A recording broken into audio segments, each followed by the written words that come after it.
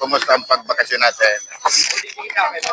O, tanganing aramon ta lamang ini mga bisita tango niya dito sa Bakakay. Ayan, si Ma'am C. Si Ma'am C, taga saan po si Madam? Para sa mga viewers natin sa Ako po, taga rito din ako sa Bakakay. Taga rito rin sa Bakakay. Mga bus ang mother ko. Mga bus ang... mother side. Mother side. So, saan kayo ngayon nakatira? Dito po sa Barangay 5. Barangay 5. Sa Kapinya Prime sa Bakakay. Ano ang masasabi mo ngayon sa Bakakay? Sa pag-purposito na niya? Masasabi ko dito sa Bakakay, maganda siya, maganda. Kasi ibig sabihin, hindi masyadong crowded. Di ba? Na ano, hindi masyadong... Kumpara doon sa Metro Manila. Oo, na crowded. So ano yan, yearly pumupunta kayo dito sa Bakakay? Ano po, hindi lang po yearly, minsan every 2 months, 3 months. Every 2 months, so pumupunta Kasi kayo. meron din po ako kasi sa Manila. Kaya punta ako dito, kaya try ko Ibig lang sabihin, sa Manila na kayo naglalagay? Hindi naman po kasi dito rin sa Pasud, may bahay rin. Meron din kayo sa Pasod. So, lagi nyo rin nakikita sa Kuyang Page, ano? Oo, kaya lagi ako nagpupunta. Ano yung mga... napapanood mo yung mga sayawan? Ano? Ay, oo. So, nag-ano din po ako doon. Na-video mo ako last time dito O di sa November, baka nandito ka pa sa November. November po, November. November 9. Dahil saan ang Bareilles? Sa Hindi. Sa Hindi daw? Sa Hindi sa may court? Or... Hindi mapapalabang agad madam sa review. Mahilig ko yun po talaga. So ano mo yan ang masasabi mo sa mga taga-Bakakay?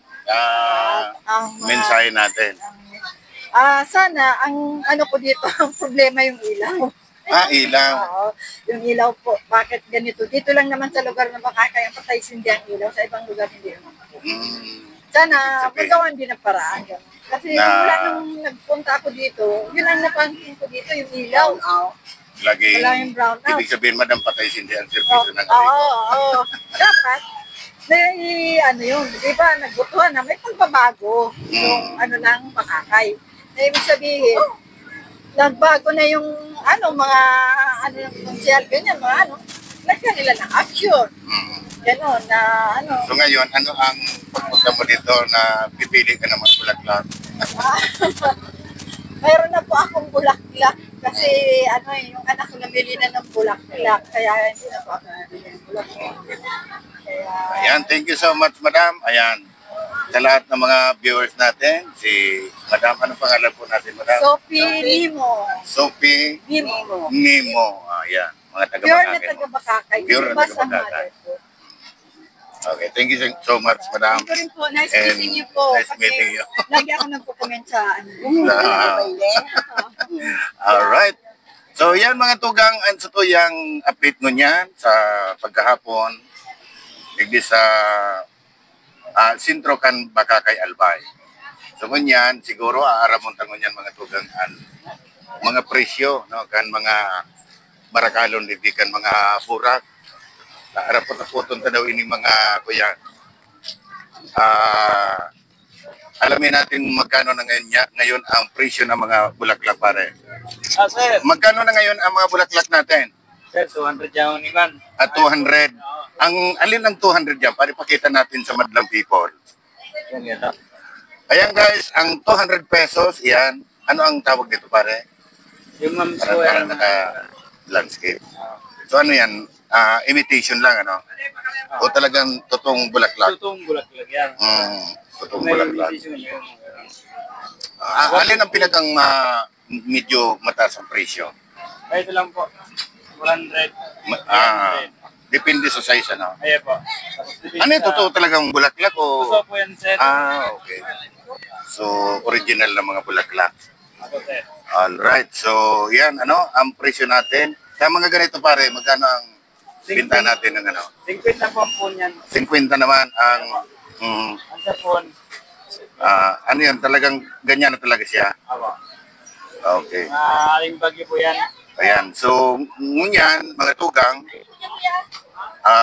open hanggang kailan kayo dito pare? Hanggang November to? Pizza, ano lang po. Hanggang pizza lang, ang bukas lang. Sa pizza dos wala na. Wala na po. So, nagdayo din kayo din sa Bakakay, ano, para, ano.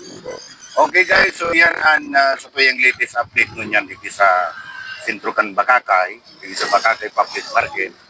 Ang pinakang barato mo niya na mga mga bulaklak ay 200 pesos lang, no? So depende sa laki ng mga bulaklak and then dakulo ng mga klase mga burak ang pwede tayong mapapakal dito.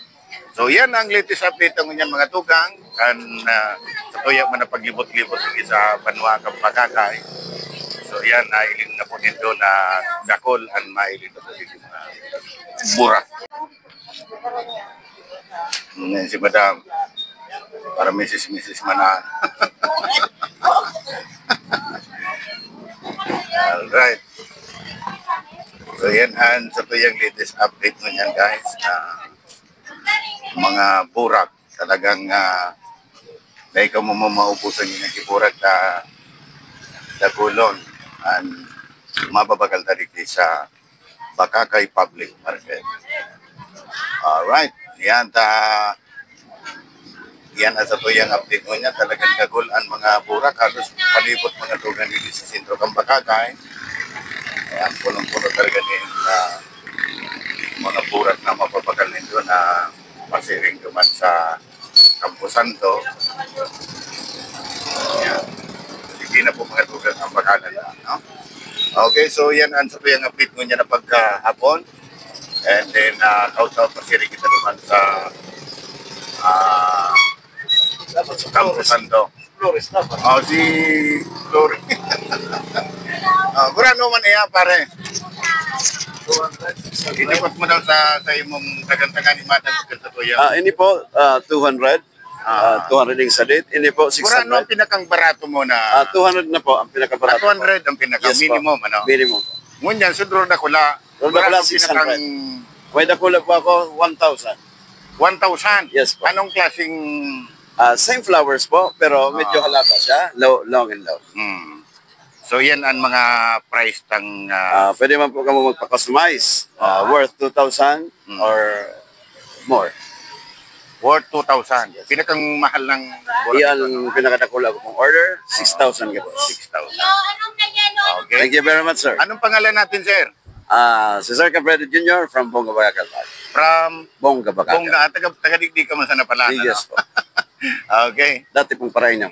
Grabe pa. Dating para ino. Ayan mga tugang ano. At ngunyan aramtan na po mga tugang ang presyo kan mga barakalo. Digdi sa Bakakay Public Market. At pagkatapos kayo ni mga tugang pasirin na kita duman sa Campo Santo. Tanganing mailin ka na duman ang sitwasyon. Medyo madiklom na. Okay. So yan mga tugang. Abangan ang pagbabalik ni Matang Nawe.